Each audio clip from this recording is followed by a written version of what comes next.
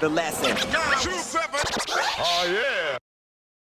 Now we talked about this before. Another artist that you've worked quite closely with that I'm a big fan of is Masta Ace. Yep. His joint Acknowledge to the High and Mighty. To me, it's a top 5. This record. Yeah. I mean, battle record. Yeah. Now tell us, when you first heard that. I mean, first of all, did you have a relationship with him at that point in time? Yep. And just what were your thoughts and how, what was the feeling when that? I just thought that he slayed the whole track. The beat was dope. First of all, when the beat comes in, you're rocking to the beat. Before he even says anything, the beat and the scratches, you're like, oh, what's this? Oh, this. So then when he started, dropping the verses, man, and he actually kind of murdered the dude Boogeyman, who had the record was more initially about the Boogeyman dude than the High and Mighty. High and Mighty was kind of just a jab that came in there because they were freestyling or whatever they said about him in their freestyle. But the record I'm thinking was more so, geared towards the Boogeyman because he had a battle with Boogeyman, and I think he had lost or something in that battle.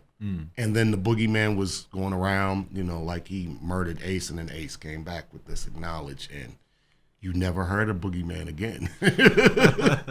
So that's the end of that. I mean, that's what happened. So I love that record. That's definitely one of the top 10 battle joints for me. Now you touch on the importance of the production. Yes.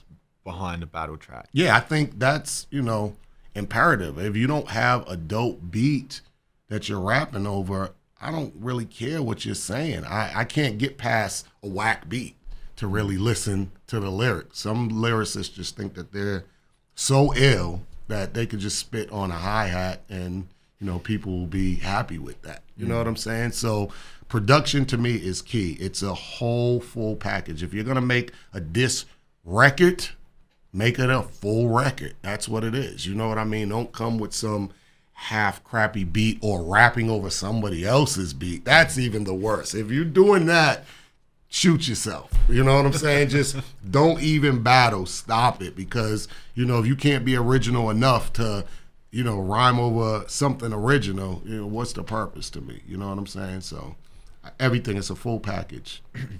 Now, that got us talking about the Nas and Jay and a few other ones. Yeah.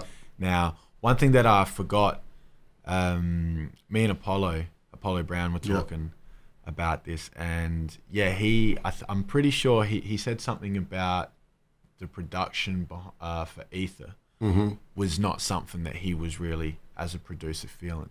Now, I actually kind of felt the same way. I feel the same way too. I think that beat was not the illest beat, but people were just so amped to hear what Nas had to say that I think they kind of overlooked the beat and really just focused on, what he was saying. I mean, he was getting it in lyrically, of course, but could have had a better beat.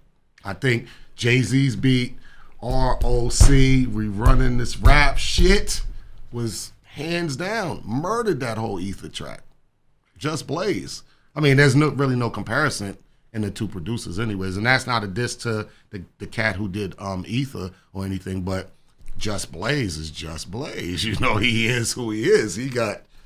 You could roll out the dope beats that he's made. So, I think it's a combination of everything, man. To me, you gotta, everything gotta be dope. Do you think if the Ether beat was different and it was as banging as, say the Takeover beat and whatnot, do you think that your opinion would be different? Yeah, I think it would be a lot different because if I like the song, then I could get past the beat. If I like the whole thing. But yeah, I think lyrically, I think it was probably a tie. But to me, Jay edged him out because his production was better. So, yeah, that's a fair call. Yeah. And then obviously the other classic one that we were talking about was the No Vaseline. No Vaseline, Ice Cube. That's like top 2. It's really hard to put something in front of it or something. I mean, that was just so classic, and especially at the time in hip hop and where we was at, where Ice Cube was at, where NWA was at, where the state of hip hop was at. You know, it was all so perfect. And how he did it, he murdered them. Murdered. I mean, there was 100 Miles and Running was dope. It was a dope comeback, though. I got to give it to NWA. They wasn't no slouches. So, but, you know, Cube got the better of them, but NWA did put up a hard fight. They weren't, you know, they was coming back at him. So that was a great one. And then interestingly enough, not long after Cube got into it with Common. And got served.